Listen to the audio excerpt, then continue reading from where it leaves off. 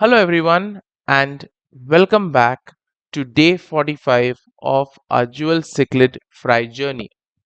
We've reached 6 weeks and 3 days, and what's happening in the tank right now is nothing short of fascinating. The fry are no longer just growing physically, they're also forming a mini society complete with leaders, followers, and the first signs of real social hierarchies. Today, we'll explore how competition for food and space is shaping the group, how personalities are becoming more distinct, and what all this means for their future. So, let's begin with their growth and physical development. So, we see that by day 45, the fry are showing noticeable progress. Their bodies are more streamlined, fins are sharper and more proportionate. Swimming is smoother and more purposeful. And you'll also notice that some fry are significantly larger than others. The bigger ones dart around confidently while the smaller fry hover more cautiously in the background. Now, this size variation isn't just a matter of chance, it reflects how well each fry competes for food and space. Think of it like a school classroom. Some kids always raise their hands first and get noticed, while others sit quietly in the back observing. Both groups learn, but in very different ways. Now, here is where it really gets interesting. At this stage, you'll also begin to notice certain fry taking charge.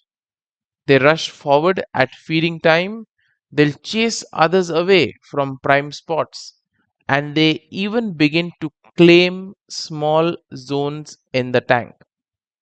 Meanwhile, other fry adapt by being more cautious, waiting for leftovers or just sticking to safer corners. Now, these small behaviors may not seem like much, but they are actually the foundation of hierarchy. The fry are learning dominance, submission, and survival strategies that they'll use as adults. So, have you noticed leaders and followers in your own fry tanks? So, which behavior stands out the most to you? Do let us know that in the comments. Now, you'll also see rivalries during feeding time. So, feeding time now looks very different from the early days. The bold fry zip to the food first, grabbing the best pieces. The shy fry, on the other hand, linger around and sometimes they miss out. Now, a few adventurous fry even play defense, nudging their siblings aside just to secure food. And this can create a growth gap. The bold fry get bigger faster while the timid fry may lag behind. So here's a tip for you. Spread food across the tank instead of dropping it in one place. This way, multiple fry can eat at the same time without direct confrontation. Smaller, frequent feedings also give shy fry more chances to catch up. So, do you spread food for your fry or do you just allow natural competition to decide who eats first? Well, do let us know that in the comments as well. Now, by day 45, you may see fry starting to stake out micro territories. Some will hover around certain places, or some may claim some decorations and just be around there. Or others may also, dart forward and, chase a sibling away from its spot. These are not yet serious fights. Think of them as just practice runs for adulthood. Jewel cichlids are naturally territorial, and we have a whole video on how this territorial instinct of theirs makes them a nightmare for beginners. And we see that this territorial instinct is surely but sequely showing up in the fry. Watching these mock battles is like watching a sports team practice. The fry are testing their skills, learning limits, and figuring out who's stronger and who's not. Now, let's talk about the parents. At day 45, they are much less involved than before. They don't hover protectively over the fry anymore. Instead, they hang back more like watchful supervisors rather than hands on guardians. Sometimes they may even nudge Fry away, signaling it's time to be on your own. Now, this shift is very important. It teaches the Fry independence. So, it's a lot like human parenting. When kids become teenagers, parents don't follow them everywhere. They give them space but still keep a protective eye from a distance. So, as competition rises, your role as a fish keeper becomes even more important.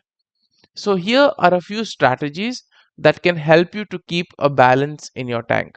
So, first is feed more often but in smaller amounts, and make sure that you are spreading the food around so that everyone gets an equal helping, and also that will help to reduce bullying in the tank. Also, watch the smallest fry. If they're consistently missing meals, consider moving them to a separate grow out tank.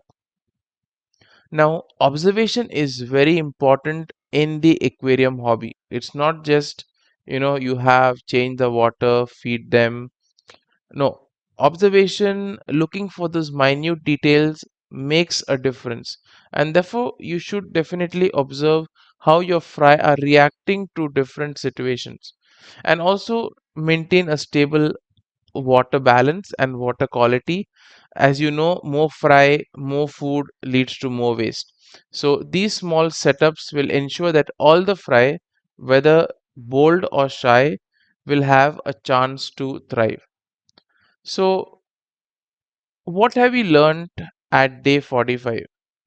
The fry are larger and they are showing distinct growth differences. Leaders and followers are also emerging in the tank. Now, feeding is also becoming competitive, and this has an effect on their size as well as survival. Mini territories and mock battles are also beginning to form, and parents are stepping back to encourage independence. Now, looking ahead, these behaviors will only intensify. As the fry continue to grow, we'll see more defined hierarchies, stronger rivalries, and the need for bigger or separate tanks. So, do you separate your fry once the competition heats up, or do you allow them to sort it out by themselves? Well, do let us know that in the comments as well. So that wraps up day 45 of our Jewel Cichlid Fry journey. Thanks for following along, and if you're enjoying these updates, don't forget to like, share, and subscribe so that you don't miss day 46, where we'll explore how these social hierarchies affect the fry's future growth and survival. So until then, happy fish keeping.